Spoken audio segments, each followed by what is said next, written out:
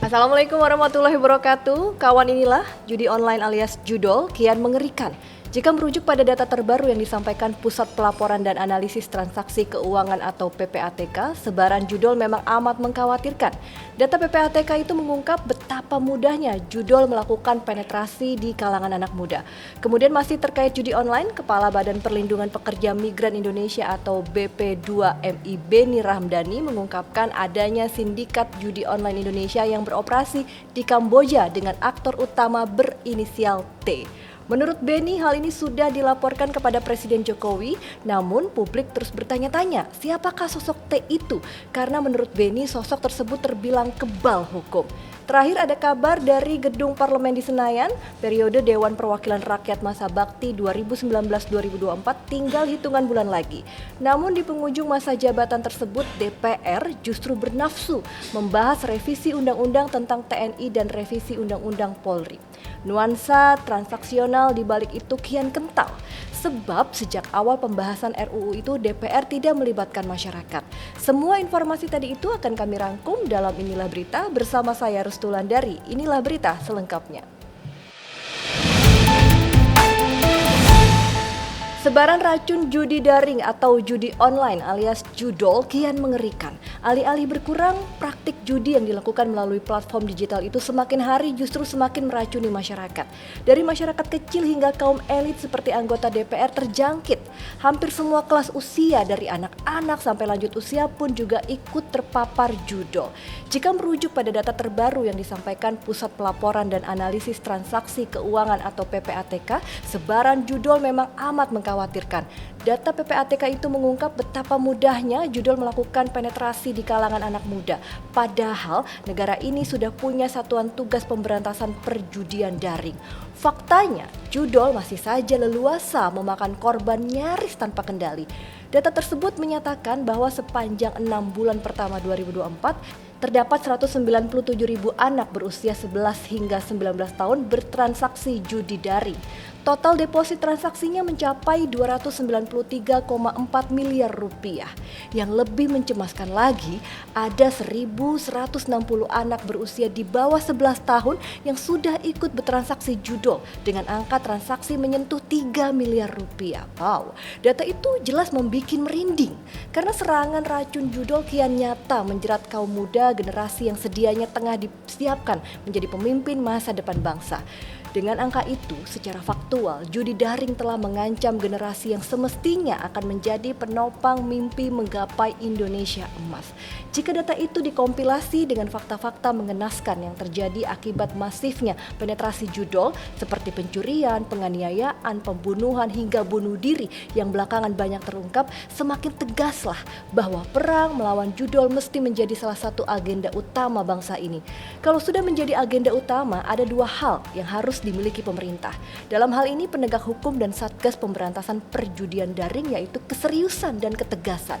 Harus diakui selama bertahun-tahun pemerintah lalai menyetop judi daring. Pemerintah seakan tak menganggap serius serbuan judi di ruang-ruang digital yang sangat gencar. Mereka abai sembari menyepelekan dampak mengerikan yang ditimbulkan judol. Ketika korban berjatuhan, ketika judol nyata-nyata sudah menghancurkan generasi dan ekonomi masyarakat, barulah pemerintah seperti tersadar.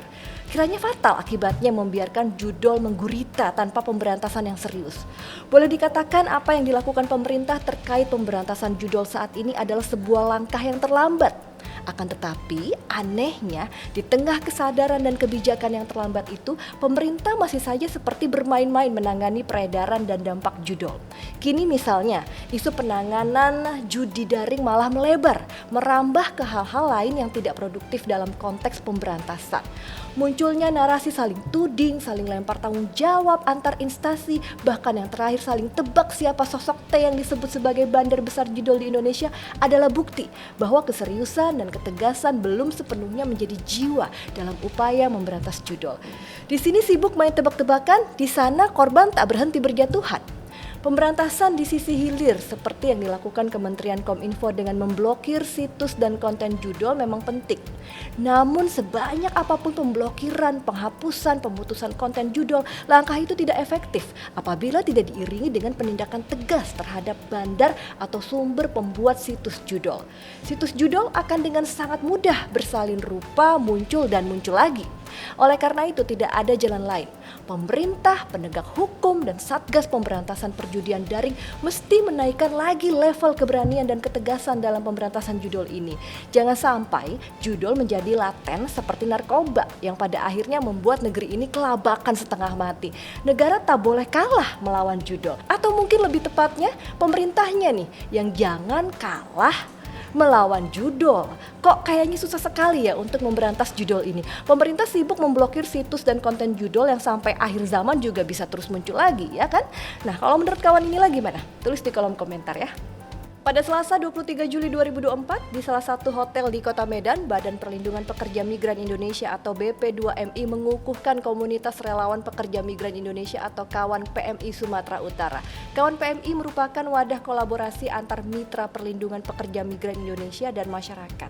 Kawan PMI merupakan mata dan telinga BP2MI untuk penyebarluasan informasi serta mengedukasi masyarakat agar tidak terjebak menjadi korban tindak pidana perdagangan orang atau TPPO. Namun, ada yang mengejutkan dalam acara ini. Ketika Kepala BP2MI Beni Ramdhani dalam sambutannya mengungkapkan adanya sindikat judi online Indonesia yang beroperasi di Kamboja dengan aktor utama berinisial T. Menurut Beni, hal ini sudah dilaporkan kepada Presiden Joko Widodo. Ketika hal ini dikonfirmasi ke Presiden Joko Widodo, Presiden mengaku tidak tahu dan meminta kepada awak media untuk menanyakan langsung kepada Kepala BP2MI Beni Ramdhani. Nggak tahu, tanyakan ke Pak Beni, ujar Jokowi sembari tersenyum di tengah kunjungan kerjanya ke Batang, Jawa Tengah pada Jumat 26 Juli 2024. Jawaban serupa juga disampaikan Menkominfo Budi Aris Setiadi dan Kepala PPATK Ivan Yustia Avanda. Ivan enggan membeberkan sosok inisial T tersebut. Terlebih pihaknya punya 2 juta nama yang bisa nama inisialnya mirip. Apapun juga inisialnya, dari 2 juta nama sudah pasti sebut saja satu huruf di antara 28 huruf yang ada. Sudah pasti ada, katanya. Soal pernyataan Presiden dan Menkominfo bahwa tidak tahu menahu siapa yang berinisial T, Kepala BP2MI Beni Ramdhani menegaskan kembali bahwa informasi mengenai T itu disampaikan kepada Presiden dalam sebuah rapat yang dihadiri banyak menteri pada 2023. Konteksnya adalah adanya perekrutan pekerja migran Indonesia di sektor judi online di Kamboja dengan aktor utamanya WNI berinisial T.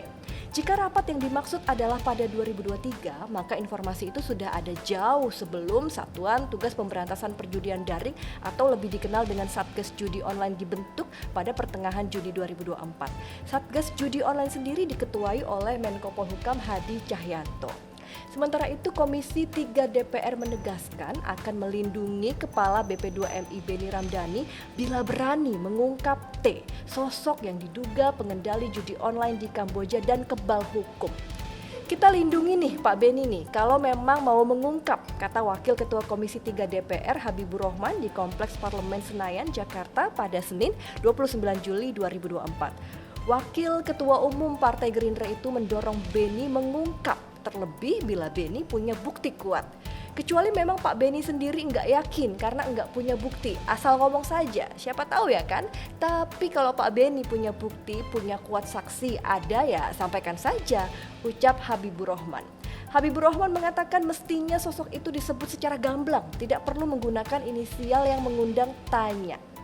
Nah, ini menarik ya kawan inilah. Kalau kita masyarakat ya mikirnya mungkin nggak ya Pak Beni ini punya nyali untuk membongkar, atau sebenarnya bisa jadi banyak yang sudah tahu ya tapi pura-pura kaget, tidak tahu dan tutup mata. Kalau menurut kawan inilah gimana? Siapa nih sosok T ini sebenarnya? Tulis ya di kolom komentar.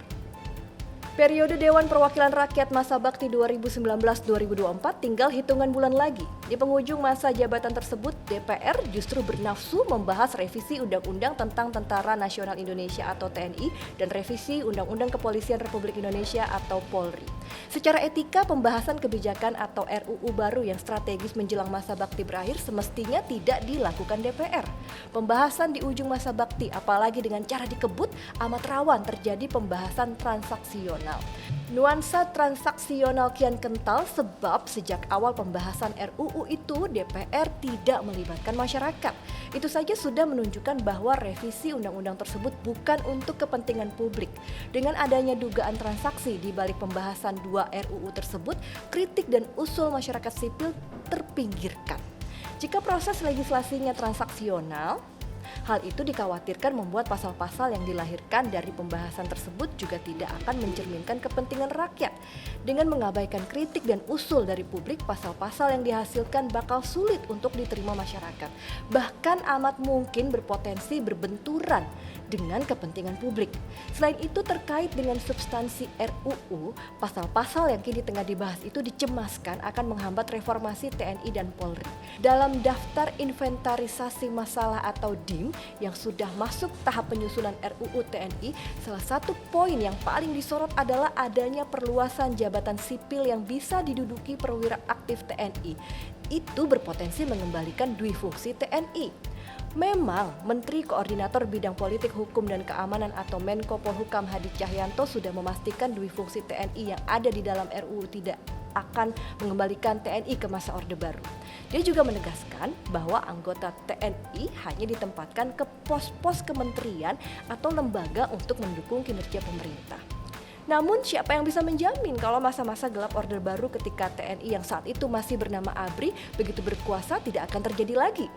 Bukan mau berburuk sangka, melainkan dengan kemampuan dan jabatan-jabatan sipil yang bakal mereka kuasai jika nanti RUU itu disahkan, tidak ada yang bisa menggaransi duifungsi TNI tidak bakal lahir kembali.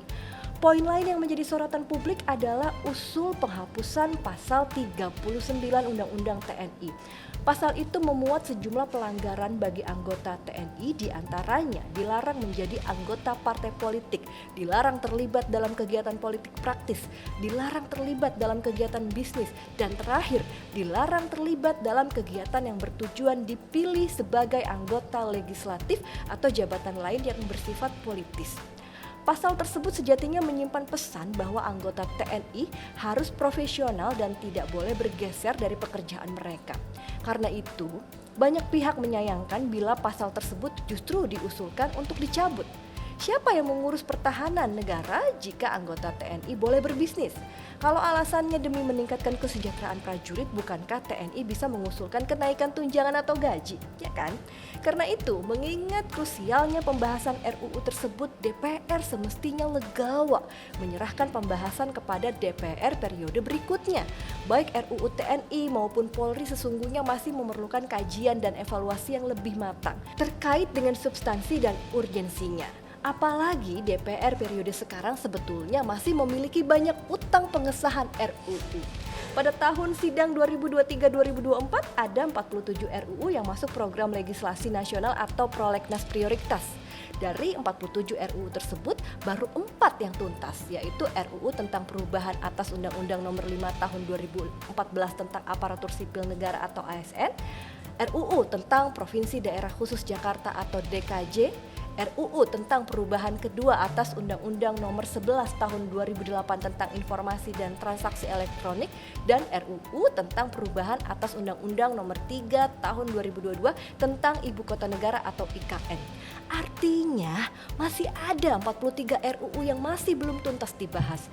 Itu yang semestinya diprioritaskan para wakil rakyat di Senayan, bukan malah asyik kebut sendiri membahas revisi RUU TNI dan Polri. DPR hendaknya pandai memilih dan memilah mana RUU yang berkaitan langsung dengan hajat hidup orang banyak dan mana yang tidak. Jadi pesannya apa untuk DPR? Pesannya adalah janganlah kepentingan pribadi dan golongan mau dimasukkan ke dalam undang-undang. Ingat, kepanjangan DPR itu adalah Dewan Perwakilan Rakyat yang dalam pengambilan keputusan setidaknya melibatkan rakyat atau untuk kepentingan rakyat. Bukan malah jadi DPR, dikit-dikit pengennya revisi. Demikian inilah berita kali ini. Jangan lewatkan inilah berita berikutnya. Jangan lupa juga untuk like, komen, dan juga subscribe ya kawan ya. Anda pun juga bisa ikuti update berita harian seputar politik, nasional, olahraga, sains dan teknologi hingga informasi hiburan dan gaya hidup hanya di inilah.com.